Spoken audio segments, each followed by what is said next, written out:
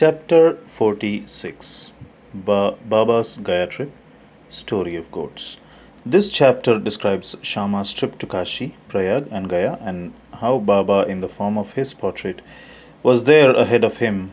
It also describes Baba's reminiscences of the past birth of two goats.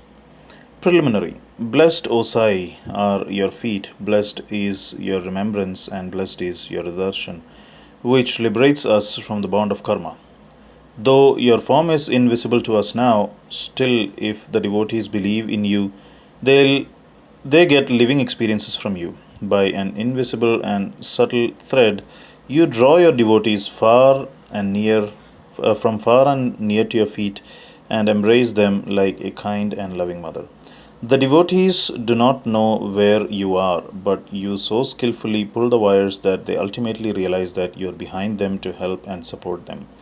The intelligent, wise, and learned folk fall into the pit of the sansar on account of their egoism, but you save by your power the poor, simple, and devout persons.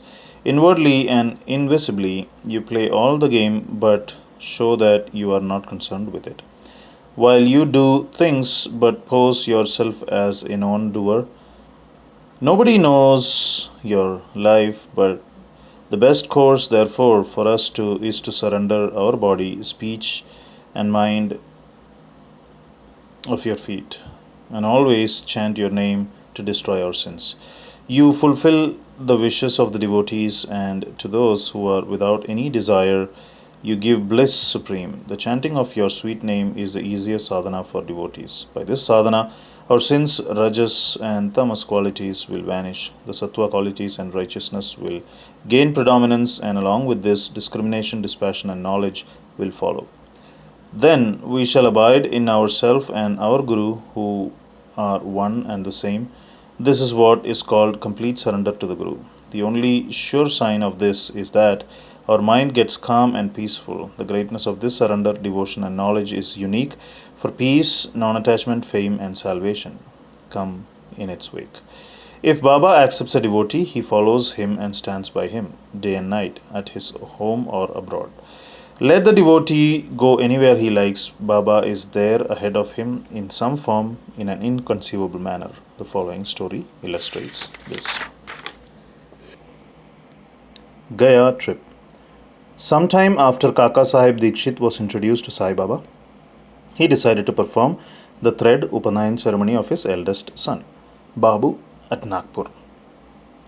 At about the same time, Nana Sahib Chandorkar decided to perform the marriage ceremony of his eldest son at Gwalior.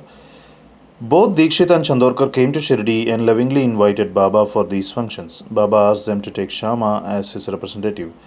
When he was pressed to come in person, Baba told them to take Shama with them and said, "After doing Banaras and Prayag, we will be ahead of Shama." Now mark these words, for they show Baba's all pervasiveness. After taking the permission of Baba, Shama decided to go to Nagpur and Gwalior for these functions and ceremonies, and then to Kashi, Prayag, and Gaya. Appakote made up his mind to accompany him. They both went first to Nagpur for the thread ceremony. Kaka Sahib Dikshit gave Shama rupees 200 for his expenses. Then they went to Gwalior for the marriage ceremony. There, Nana Sahib Chandorkar gave Shama rupees 100, and his Vyahi relative Mr. Jhatar gave him also rupees 100. Then Shama went to Kashi and then to Ayodhya. He was well received in Jathar's beautiful temple of Lakshmi Narayan at Kashi, Varanasi or Banaras, and in the Ram Mandir at Ayodhya by Jathar's manager. They, Shama and Kote, stayed for 21 days in Ayodhya and 2 months in Kashi, Banaras. Then they left for Gaya. In the train, they felt little uneasy on hearing that plague was prevailing in Gaya. At night, they alighted at Gaya station and stayed in the Dharamshala. In the morning, the Gayawala, the priest who arranges for the lodging and boarding of the pilgrims, came there and said, "The pilgrims have already started. You better make haste." Shama casually asked him whether there was plague in Gaya. "No," said the Gayawala. "Please come without any fear or anxiety and see yourself." Then they went with him and stayed in his house, which was a big and spacious vada. Shama was pleased with the accommodation provided to him, but what pleased him most was the beautiful big portrait of Baba fixed in the central and front portion of the building. On seeing this portrait, Shama was overwhelmed with emotion. He remembered Baba's words, that is, after doing Kashi and Prayag, we will be ahead of Shama, and burst into tears. His hair stood on end, his throat was choked, and he began to sob. The Gayawala thought that he was afraid of plague prevailing there and therefore was crying, but Shama inquired from him how he got Baba's portrait there. He replied that he had 200 or 300 agents working at Manmad and Puntambe for looking after the convenience of the pilgrims to Gaya, and from them he learnt about Baba's fame. Then, about 12 years ago, he went to Shirdi and took Baba's darshan. There, he was attracted by Baba's portrait hung in Shama's house, and with Baba's permission, Shama gave it to him. This was the same portrait. Shama then remembered this incident. The Gayawala's joy knew no bounds when he learned that the same Shama who obliged him before was his guest now. Then they both exchanged love and services and were most delighted and happy. The Gayawala gave him a royal welcome. He was a very rich man. He sat in a palanquin and made Shama ride an elephant and attended to all his comforts and conveniences. The moral of the story is this, that Baba's words came out true to the letter, and unbounded was his love towards the devotees. But leave this aside, he also loved all creatures equally, for he felt that he was one with them. The following story will illustrate this. Two goats. Baba was once returning from Lendi when he saw a flock of goats. Two of them attracted his attention. He went to them, caressed and fondled them, and bought them for rupees 32. The devotees were surprised at this conduct of Baba. They thought that Baba was duped in this bargain, as the goats would fetch rupees 2 each, or at the most rupees 3 or 4 each, that is rupees 8 for both. They began to take Baba to task for this, but Baba kept calm and cool. Shama and Tatya Kote asked Baba for an explanation. He said he did not care to store money, as he had no home or family to look after. He asked them to purchase at his cost 4 seers of dal, lentil, and feed the goats.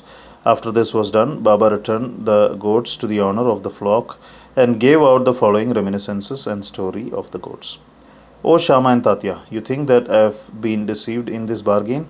No, listen to their story. In their former birth, they were human beings and had a good fortune to be with me and sit by my side. They were uterine brothers, loving each other initially, but later on they became enemies. The elder brother was an idle fellow, while the younger one was an active chap and earned a lot of money. The former became greedy and jealous and wanted to kill his younger brother and take away his money. They forgot their fraternal relations and began to quarrel with each other. The elder brother resorted to many devices to kill his younger brother. But all his attempts failed. They became deadly enemies, and finally, on one occasion, the elder gave a deadly blow with a big stick on the latter's head, while the latter struck the former with an axe, with the result that both fell dead on the spot. As a result of their action, they were both born as goats. As they passed by me, I at once recognized them. I remembered their past history. By taking pity on them, I wanted to feed them and give them rest and comfort. And for this reason, I spent all the money for which you blame me. As you did not like my bargain, I sent them back to their shepherd. Such was Sai's love for the goats. Bow to Sri Sai. Peace be to all.